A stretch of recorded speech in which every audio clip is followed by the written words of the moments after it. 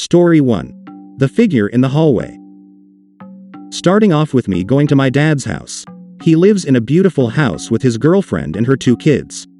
Me and her kid are really good friends, but her and her brother are with their dad for a month and a half, so I'll be alone for some time being. But my first night here without her, I saw something funny. A shadowy figure in the hallway. Downstairs. Laying face down. I started to hear scratching, and when I looked down, the figure is gone. So me being confused, I went back into my room and hid under my covers. I hear someone walking up the stairs towards my room. I'm praying it's not what I think it is. I'm praying it's just my dad checking in on me. Keep in mind it's 4:28 a.m. The silence is the second loudest thing I can hear. My breathing is the first. Slower and slower footsteps move toward my door. My sister's room is right next to mine. I know it's not my dad anymore, so I'm now hoping it's going to my sister's room.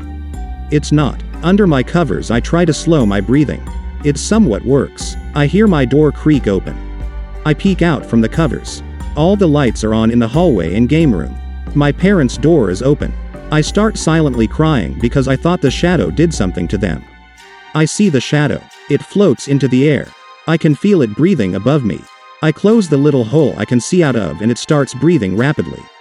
Eventually the breathing stops and my door closes. I couldn't go back to sleep until 7 a.m. a little traumatized from that experience again. 100% real story, not made up. Took me some courage to be able to write this and put it out to the public.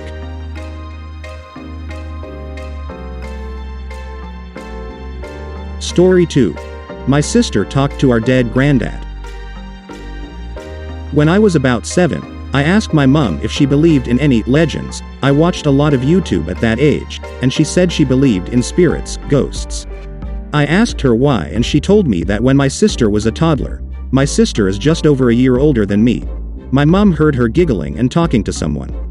My mom came into her room and no one but my sister, holding a book, was there. She asked her who she was talking to, thinking maybe she made an imaginary friend or something, but my sister replied with, "Popa Michael is reading a book to me." My mum was confused as Popa Michael had died a few months prior. He died when I was 6 months old due to a heart attack. Another time, I think the same year that happened, we lived in my nana's, Popa Michael's wife and my mum's house while my parents looked for a new house. My family was all in the lounge with me since I was a baby. My sister had left the lounge to go to the bathroom or something, but she stopped in her tracks and called out to my mum, "Mum, there's someone coming through the floor."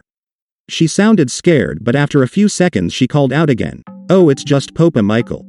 I think my mum asked her what she saw and she described it as just some sort of figure that flew through the carpet. Another story about my Popa. I'm not sure when this took place exactly, but my mum was staying over at my nana's for a night.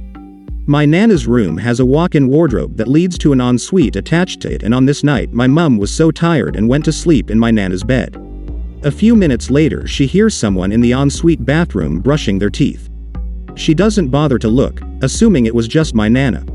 The next morning they are talking over breakfast and my mum brings up that she heard my nana brushing her teeth. My nana was confused, saying that she never went into the ensuite at all last night. It was creepy, but my mum found it comforting since Popa Michael would always brush his teeth in there every night before bed ever since my mum was a kid. It was like his signature thing.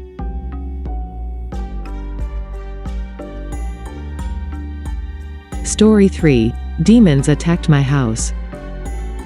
This is the one experience that made me believe in the paranormal, specifically demons. I was around 9 or 10 when this happened. I was living in a 1-story 3-bedroom house with my mom and 3 younger siblings. It was the middle of winter, maybe late November. While our house was small, the yard and backyard were combined around a football field of land, with hill with railroad tracks in the backyard. It was noon and my mom was making lunch, and since I couldn't find anything, I asked her for something to watch. She heard about a documentary on a really haunted house in our hometown, Indiana. I believe the documentary was called The Demon House. I could be wrong though. I found it and started watching it. I know it's not something someone my age should have been watching, anyway. During the entire documentary the narrator kept saying, "The truth is this video is haunted." Me and my mom thought it was BS and finished the documentary thinking it was alright. That night was the worst night I have ever lived through.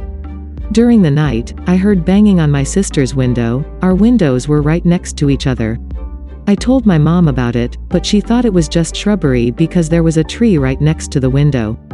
I went back to my bed, but then it moved to the other side of the house, went from the back of the house to the left of the house, from the front. At this point it was by the kitchen. At this point my mom calls the police to see what's going on. When they arrived, the screen door was banging on the frame it was supposed to be on.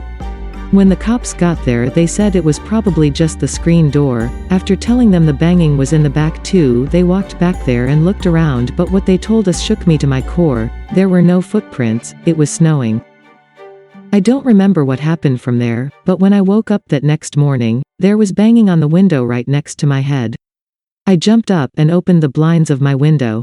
There wasn't a thing. My aunt dabbles with stuff like this, so after telling her about it, she came the same day and used incense that warded off bad spirits. After that, there was nothing else that ever came of it. Story 4. The Ghost in My House. Me, 5F, has lived in this house with my mom 54F and my sister 16F for my whole life. When I was little, I used to have grueling, terrifying dreams. Let me know if you want me to explain some of those, they've only gotten worse. In my house there has been many noises that could be explained as house-settling noises. But one day, I could not explain it. There were many times stuff has happened and it still does, especially in my room. One night I went downstairs to my kitchen to get a drink. I bent down to grab a Gatorade when I heard stomping up the stairs. My kitchen is directly attached to my basement and there is no door there. I immediately ran up the stairs into my room. Now, the things that happen more frequently are things on my bedroom shelves that fall down without any explanation. No windows are open, no draft, no air conditioner. Nothing. Things fall off my shelf without me doing anything. I put them back on my shelves in positions where it would be impossible for them to fall off. But somehow they still do.